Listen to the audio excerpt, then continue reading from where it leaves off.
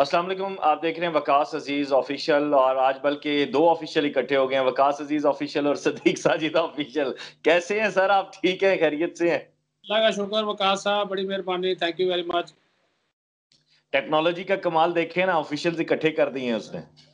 Officials इकट्ठे ही अच्छे लगते हैं, पता है आपको। हर जगह पे ऑफिशियल्स आप इकट्ठे हों तो बात बनती है, ना इकट्ठे हो ना तो फिर आप गड़बड़ हो जाती है। आजकल आप देख नहीं रहे। बहुत शदीद। मैं देखने वालों को बताऊंगा कि आज हम बात करेंगे करतारपुर राहदारी के हवाले से, और उसके साथ साथ भारत ने जो अपनी इंतहाई घटिया और नीच हरकतें कश्मीर में आगे बढ़ा रहा है वो, और इंसानियत सोज मजालम, यानी इतनी बर्बरियत के लफ्ज रुक जाते हैं, टूट जाते हैं। लंबी बात इसलिए नहीं मैं करूंगा क्योंकि आज उस्ताद मोहतरम हमारे साथ मौजूद हैं। आप सीनियर एंकर पर्सन भी हैं और बोल न्यूज में इंतहाई अहम सहाफती जिम्मेदारियां भी सर अंजाम दे रहे हैं इस वक्त। आपके तजिए तबसरे और सदीक साजिद ऑफिशियल को लाजमी सब्सक्राइब कीजिए, वकास अजीज ऑफिशियल को भी। सदीक साजिद साहब, करतारपुर क्या देखा आपने? बहुत शुक्रिया वकास साहब। करतारपुर में जो जब ये इसका इफ्ताह हुआ था तो उस वक्त भी मैं गया था 1 साल पहले। तो अब उसको 1 साल मुकम्मल हो गया है, तो फिर एक मरतबा FWO और ISPR की वसातत से हम लोग वहाँ पे गए थे।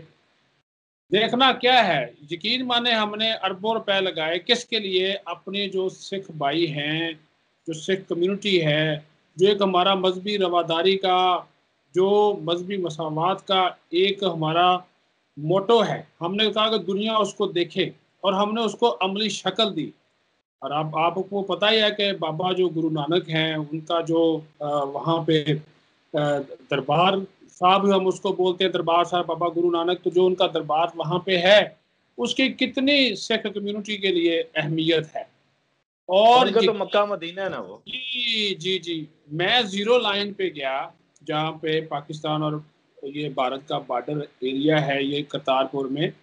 वहां पर भी वकास साहब हमने बेहतरीन इमिग्रेशन की इनको सहूलियात के लिए एक अलग से मरकज बनाया हुआ। वो जीरो लाइन से थोड़ा सा आगे है। और वहां पर भी अगर सिख ज़ायरीन आए तो उनको वहां से लाने के लिए गाड़ियों का, बसों का बंदोबस्त वहां पे आज भी वो बसें खड़ी हुई हैं।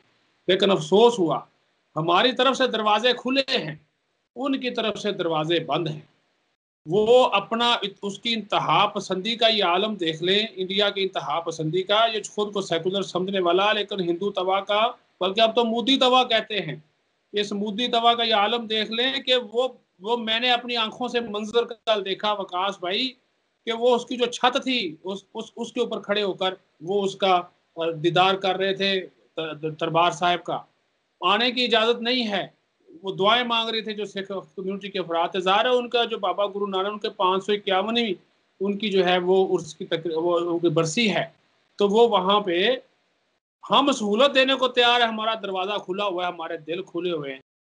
वहाँ का दरवाज़ा भी बंद है, वहाँ के दिल भी बंद है, उनके दिमाग भी बंद हो चुके हैं। यानी कि वो अपनी ही जो कम्युनिटी है उसको वो सहूलत देने के लिए तैयार नहीं है।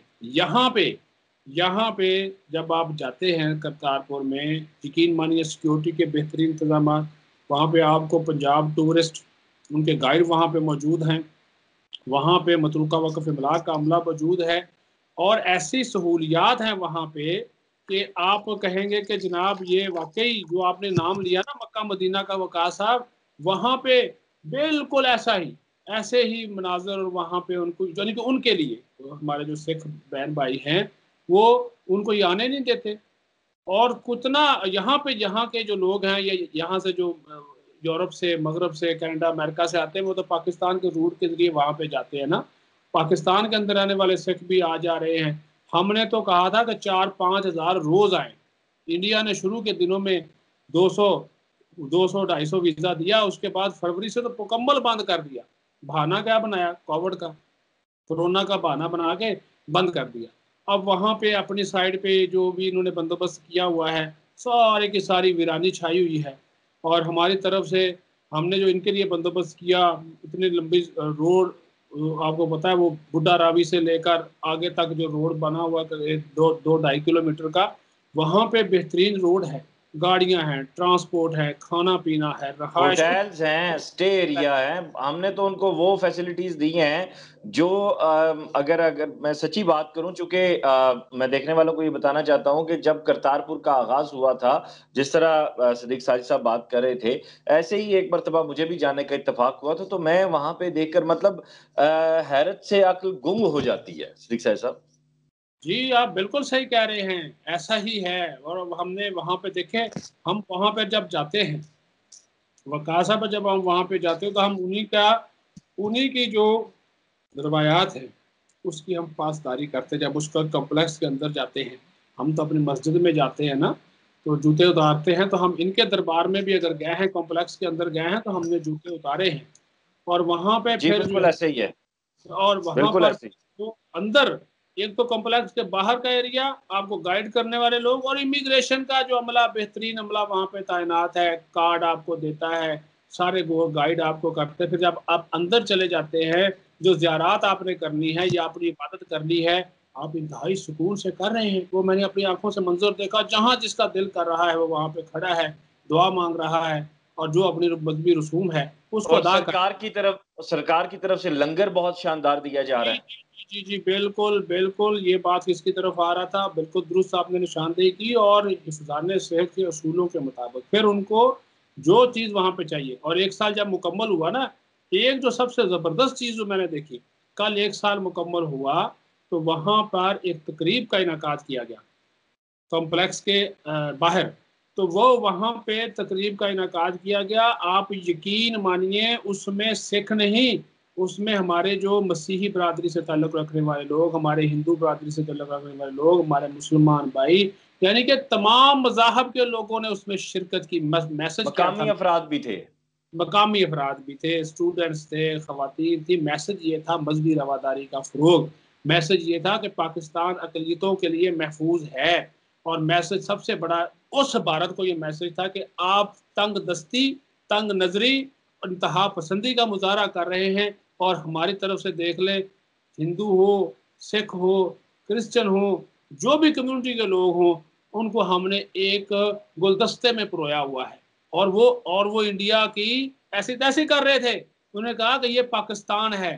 اور وہ یہ بات بھی کہہ رہے تھے وقاص صاحب، انہوں نے کہا کہ انڈیا والوں یہ سن لو، کہ یہ اب آواز تو جا رہی تھی، باہر اسپیکر لگا ہوا تھا، ان کا انڈیا والوں کی جانب اس کا رخ کیا ہوا تھا، جان بوجھ کے ہم نے ان کو سنانے کے لیے صحیح کیا تھا کہ انڈیا والوں سن لو، اگر پاکستان، یہ کون کہہ رہا ہے؟ یہ ہمارے سکھ بھائی کہہ رہے ہیں، یہ ہمارے کرسچن بھائی کہہ رہے ہیں کہ انڈیا والے سن لو، اگر پاکستان کی طرف میلی آنکھ سے دیکھا تو تمہاری وہ آنکھ سلامت نہیں رہے گی۔ یہ بے شک، مسلمان اصل میں یہ وہ لوگ ہیں جو کہ جن کی حقوق کا ہم تحفظ کرتے ہیں، اور تو وہ اتنے بے شک۔ خوش ہیں، وہاں پہ بات کی ہے، تو وہ جن سے بات کی ہم نے، خواتین سے بھی اور وہاں کے لوگوں سے بھی، جو ہمارے سکھ کمیونٹی کے افراد ہیں، اتنے صدیق صاحب آپ تو مل کے آئے ہیں، میں یہاں آپ کی باتوں سے اور کل کی کوریج سے یہ فیل کر رہا تھا کہ وہ دن دور نہیں ہے جب خالصتان بن جائے گا۔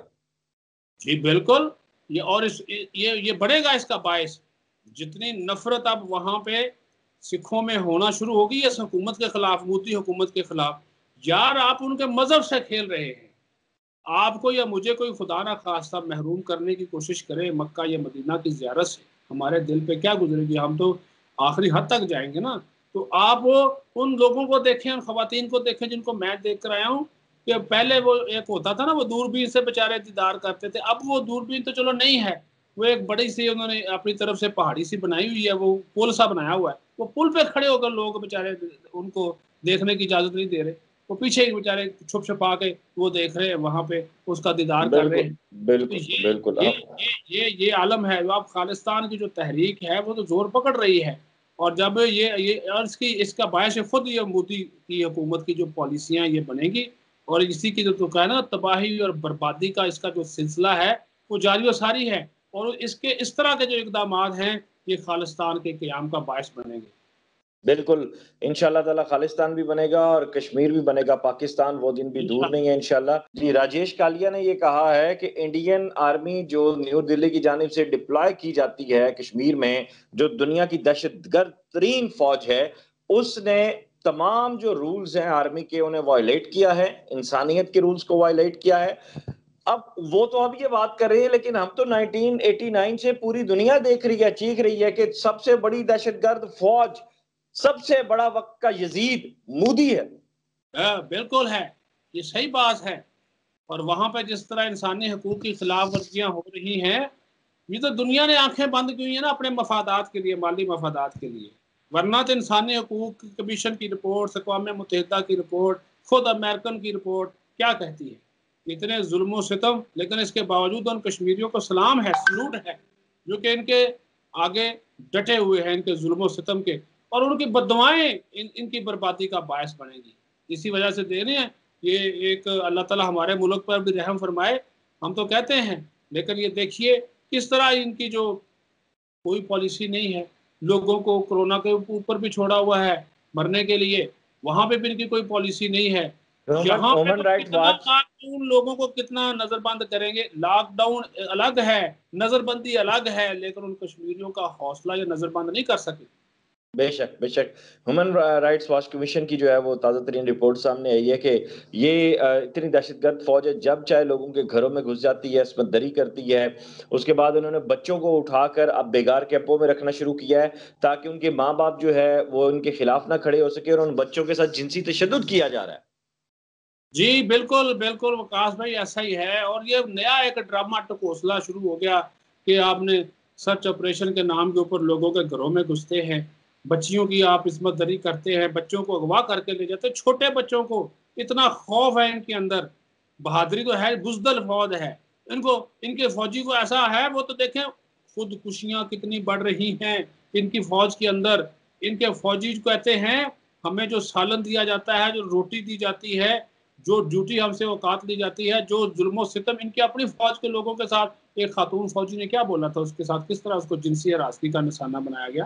یہ ان کی اصلیت ہے، یہ ہے ان کا اصل چہرہ۔ لیکن میں وہی بات کروں، دنیا مفادات کی دنیا ہے، معاشی اور مالی مفادات کی وجہ سے۔ اور اتنی بھوکی ننگی فوج ہے یہ، اور دنیا کی ہاں کرپٹ ترین فوج ہے۔ اتنی جی کرپٹ ہے صدیق ساجد صاحب کہ ان کے اپنے فوجیوں کے کفن دفن کے، مطلب جو مردہ جس کو کفن میں لپیٹتے ہیں جلاتے ہیں نا، ویسے تو اس کفن کے پیسے کھا گئے ہیں اینے بھوکے نے۔ وہ کیا بولا اس کا چیف آف ڈیفenس سٹاف نے، وہ کیا نام ہے، وہ جو ترچھی سی ٹوپی پہنتا ہے، بپن راوت، وہ آہو، جس کی وجہ سے مودی آج بیٹھا ہوا ہے، وہ بپن راوت خود اعتراف کرتا ہے کہ بھارتی فوج میں کرپشن کا عنصر پھیل رہا ہے، بڑھ رہا ہے، اور اس وہ کرپشن کی وجہ راوت سے۔ نہیں ہے، وہ راوت نہیں ہے، وہ راون ہے، راون۔ ہاں چلو راون صحیح، اور اس کا انجام بھی اسی طرح کا ہی ہوگا پھر۔ تو وہ بالکل خود اعتراف کرتا ہے کرپشن کا، اور وہ نہ صرف فوج کے اندر بلکہ اپنے ملک کے اندر مودی کی جو حکومت ہے وہ تو ہے ہی کرپشن کی، اس کے مرہون منت۔